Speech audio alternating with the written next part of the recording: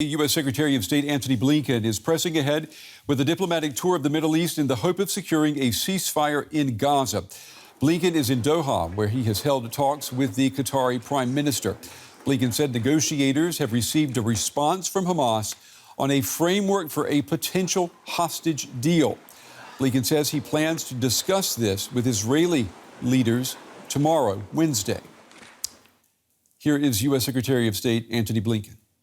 When I was last in the region a few weeks ago, I said then that there's a very powerful path that we can see before us to actually get to lasting peace and security. And it's coming ever more sharply into focus. An Israel that is integrated into the region with security guarantees from its neighbors and partners, alongside a practical, time-bound, irreversible path to a Palestinian state living side by side in peace with Israel, with the necessary security arrangements for both peoples. But there are those who want to move the region in a different direction and take a different path, and who are actively working to sabotage every effort to move toward lasting peace and security. All right, let's take this story now to Jerusalem. My colleague Ben Fajzullin is on the story for us. Ben, talk to me. What is Antony Blinken going to be bringing to Israel tomorrow that he has received in Qatar? He'll be bringing a response from the Hamas leadership. That's according to the Qatari PM, a positive response. He also wants to bring lasting and fair and just peace to the region. He's talking about saving civilian lives, not just Palestinian lives, but Israeli lives as well. The lives of the hostages in the balance at the moment, some 136 of them believed to be dead or alive in Gaza. And then we're talking about 1 million Palestinian civilians crowded into the Rafah border crossing region, where Israel is talking about launching military operations, a ground offensive in the coming hours or days. We don't know. We've been held in the dark on so much of this, Brent, and we still don't know what this hostage deal exactly entails, just that Hamas wants a ceasefire, a lasting ceasefire, and then a release of the hostages, Israel demanding the release of the hostages and the possibility then of some sort of ceasefire. Yeah, and I'm talking about the hostages. Tonight, Israel has said that 31 of the remaining hostages in Gaza, 31 hostages have died. What more do we know? There'd been reports earlier in the day, an IDF spokesperson from the Israeli military confirming that 31 of the hostages are dead and that the families have been informed. This has been one of the biggest problems, Brent. We're into day 123 and so many of these relatives of hostages just haven't known the fate of the captives. Some of these are believed to have died on October 7. There are suggestions that some of them died while in captivity. We just don't know. Hamas had been threatening to kill them. Hamas had also been saying all along that some of these hostages had died in Israeli airstrikes, perhaps under other circumstances. We just don't know. Hamas also hasn't been able to confirm at times their whereabouts, and their whereabouts are so crucial to this hostage deal actually taking place and going ahead. Yeah, it'll be interesting to see if this plays any role tomorrow when Antony Blinken is in Israel. Ben Fajzullin with the latest in Jerusalem. Ben, thank you. Thanks, Brent. Let's get across to Cairo, where journalist Karim El-Gawhary is standing by for us. Karim, this is, of course, far from Blinken's first attempt at shuttle diplomacy here, but it is his first visit to the region since the U.S. brokered an offer for what could be the first extended ceasefire. Can you remind us what exactly is on the table with this proposal?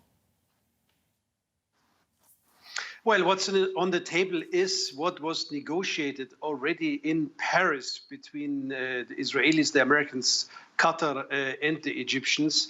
It's some kind of temporary ceasefire and then a phased exchange of hostages and prisoners. Of course, there's one big sticking point, and we don't have yet an official answer from Hamas to this proposal.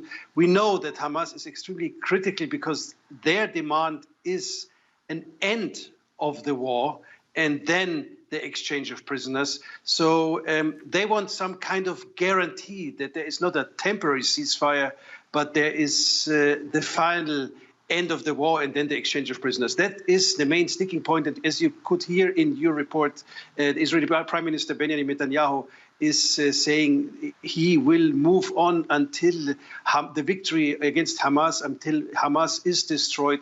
Difficult to see how Hamas is giving up its hostages, the only leverage they have right now towards Israel, while Benjamin Netanyahu is announcing that he is out there to destroy the very same people he's negotiating with right now indirectly. And Karim, meanwhile, Israel's defense minister has said that the Israeli offensive will eventually reach Rafah, that is that southernmost town in Gaza, right on the Egyptian border. We know that more than half of Gazans are now displaced and living in miserable conditions, packed there in Rafah. Can you tell us a little bit what an Israeli assault on Rafah would mean for its neighbor Egypt?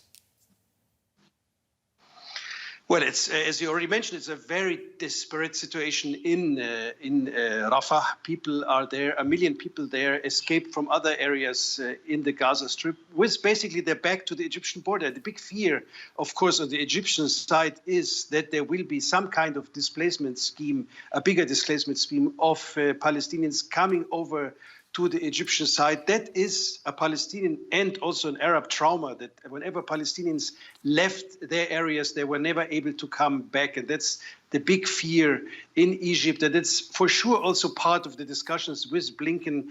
Blinken already mentioned several times in the last days that he would be against some permanent displacement of Palestinians from the Gaza Strip towards Egypt. But that really remains the biggest fear in Cairo. Well, thank you so much for bringing us up to speed there, as always. That is journalist Karim El-Gawhary in Cairo for us.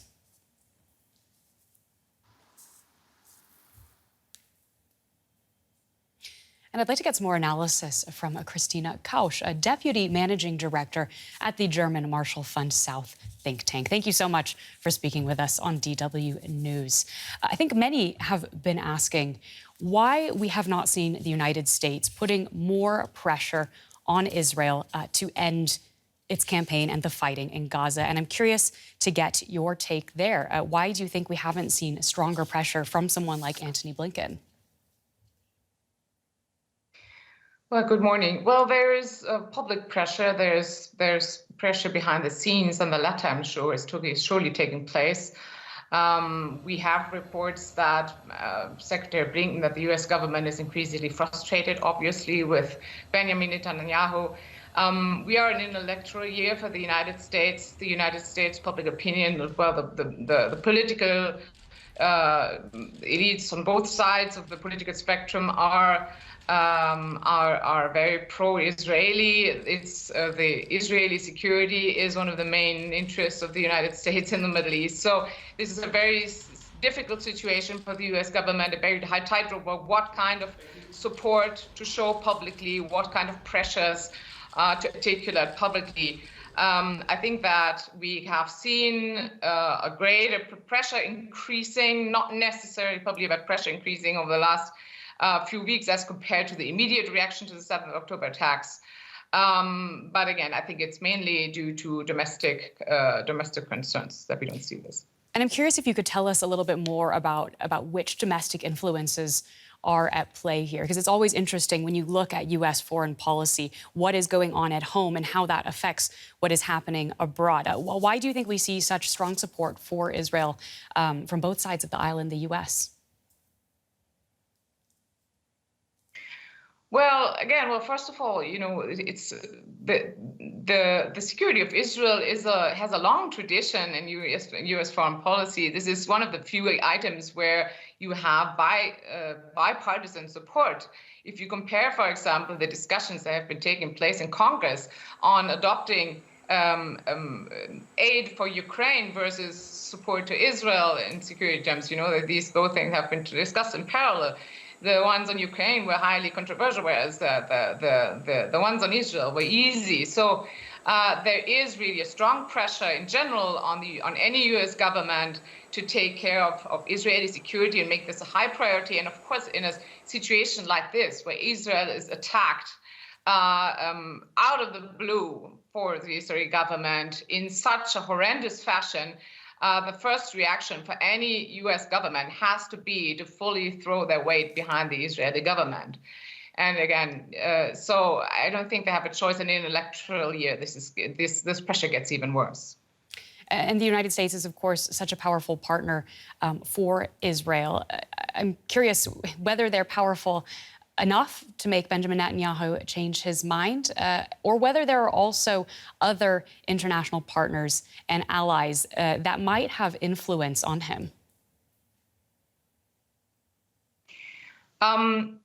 I think it would be a mistake to assume that it's mainly international allies or partners, externals, who are the ones, the players that are going to turn the tide here on Netanyahu.